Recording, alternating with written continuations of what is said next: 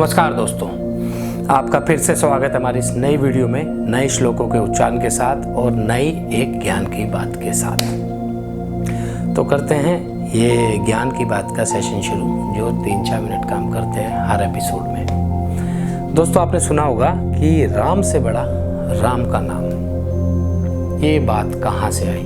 कहीं ना कहीं तो कोई ना कोई तो रीज़न होगा, कोई ना कोई तो बात हुई होगी जो इस बात को लोग बोलते हैं। इसके पीछे 2-3 बातें हैं जो मैंने पढ़ी, और चाहे वो चीज़ें सच में हों या ना हों, पर दोनों का जो तात्पर्य निकल के आया, जो मैंने पढ़ा सुना लोगों से, दोनों मुझे अपनी जगह सही लगी।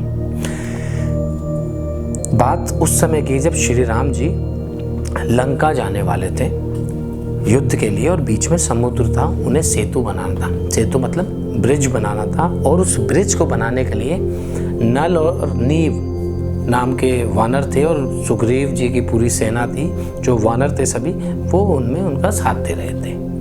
तो प्रॉब्लम ये आ रही थी कि ऑब्वियसली समुद्र में आपको ब्रिज बनाना है, पत्थर डलेंगे, और कब तक पत्थर डालोगे, कितनी डेप्थ होती है समुद्र की।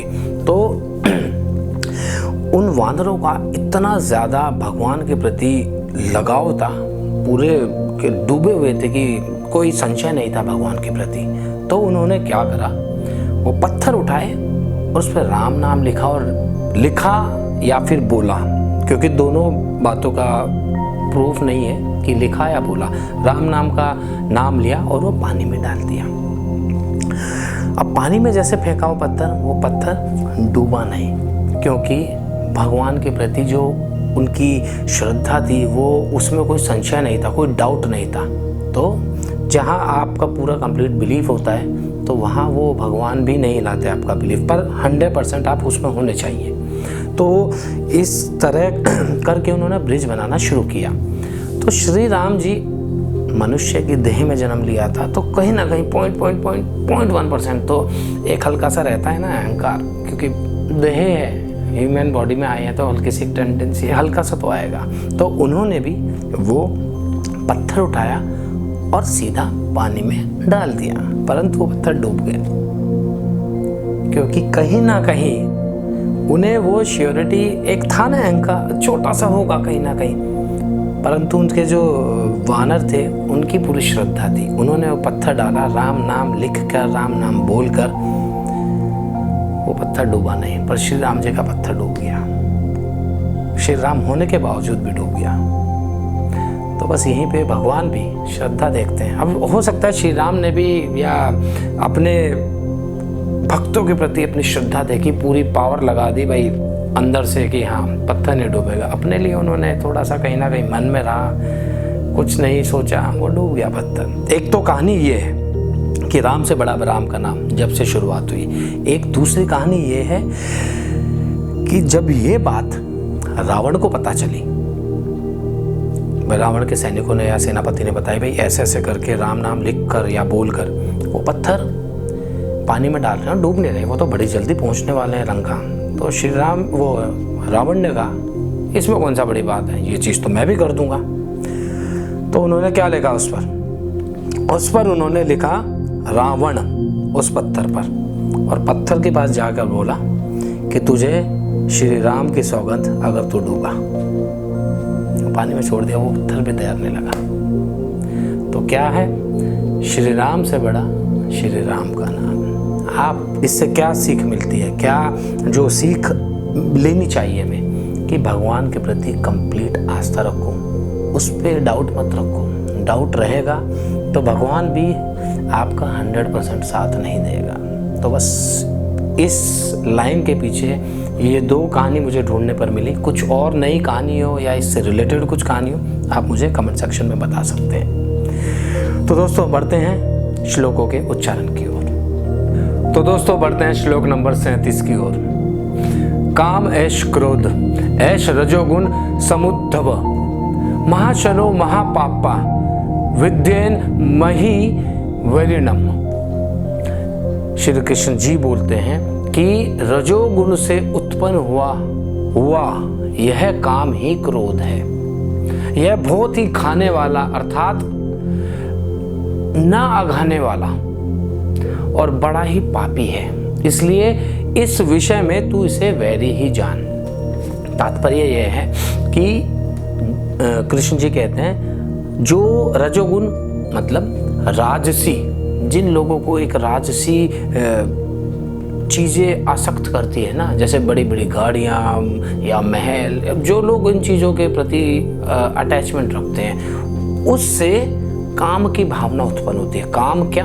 कामना, डिजायर, उसकी कामना उत्पन्न होती है और उस कामना से बाद में चलकर क्रोध भी उत्पन्न होता है। तो इसलिए तू इस चीज को अपना शत्रु मान, क्योंकि यह बहुत ही खाने वाला है। खाने वाला मतलब अंदर से आदमी को खा जाता है, जैसे दीमक लकड़ी को खा जाती है ना, इस तरीके से ये रजोगुण अंदर से इंसान को खा जाता है। तो तू इसे अपना शत्रु मान। तो बढ़ते हैं श्लोक नंबर 38 की ओर। धूमेना व्रियते वही नर्ये थादर्श मलेन च यथो लभे नावर्तो गर्भस्तथा तेने दमावृतम। इसका भावार्थ ये है कि जिस प्रकार धुएं से अग्नि और मैल से दर्पण ढका रहता है, धुएं से जिस प्रकार धुआं अग्नि से उत्पन्न होगा ना, जिस प्रकार धुएं से अग्नि और धूल मिट्टी से मैला होने से दर्पण ढक जाता है, साफ नहीं दिखता, तथा जिस प्रकार जेर से गर्भ ढका रहता है। जेर से गर्भ क्या?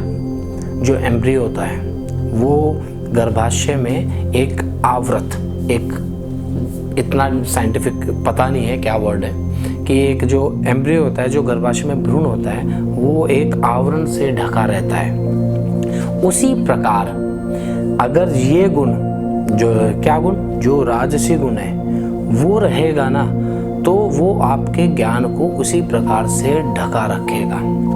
तात्पर्य यही है कि जहाँ धुआं होगा ऑब्वियसली अग्नि होगी, गंदगी जिस तरह उसको ढक देती है शीशे को, उसी और जिस प्रकार एम्ब्रियो भ्रूण गर्भाशय के अंदर एक आवरण से ढका रहता है, उसी प्रकार राजसी गुण आपके ज्ञान को ढके रखती है।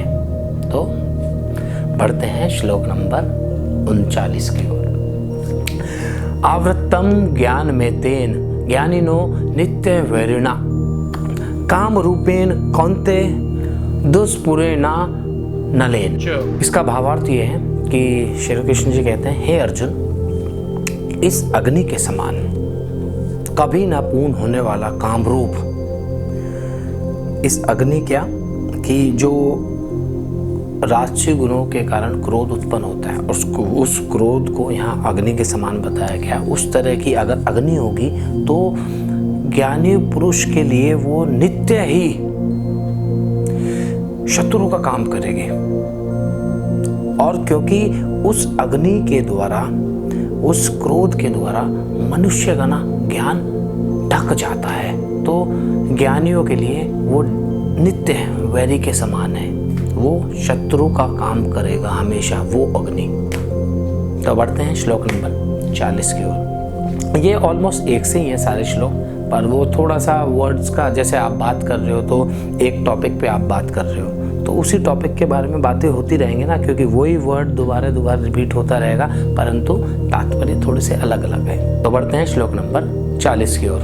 इंद्रियाणि मनो बुद्धिर स्याधिष्ठान मुच्यते एते विधि मोह यच्येष ज्ञानमा वृत्य देहिनम। इसका भावार्थ ये है कि इंद्रियां, मन और बुद्धि, ये तीनों इस राजसी गुण के वास स्थान कहे गए हैं। वास स्थान क्या कि इन तीनों जगह ये राजसी गुण रहता है। और यह काम मतलब ये राजसी गुण, यह कामना, ये डिजायर, इन तीनों मन, बुद्धि और इंद्रियों के द्वारा आपके ज्ञान को ढक देती है। और ढक कर क्या होता है, जब ज्ञान, इंद्रियां और आपका मन ढक गया अज्ञान से या कामना से ढक गया आपका मन, तो आपको ढक कर ये अपने तरफ मोहित करने लगता है। तो इसका यही काम होता है राजसी गुण का। आपके अंदर डिजायर पैदा हो गई, आपके मन को कंट्रोल कर लिया, आपकी बुद्धि को कंट्रोल कर लिया और आपकी इंद्रियों को कंट्रोल कर लिया। सब जगह आप अटैचमेंट रखने लगते हो और चीज़ों से आपको पूरी तरह ढक दिया, मोहित करके अज्ञान का पर्दा आपके ऊपर डाल दिया। तो दोस्तों आज के लिए इतना ही। मिलेंगे अगली वीडियो में नए श्लोकों के उच्चारण के साथ। तब तक के लिए राधे राधे।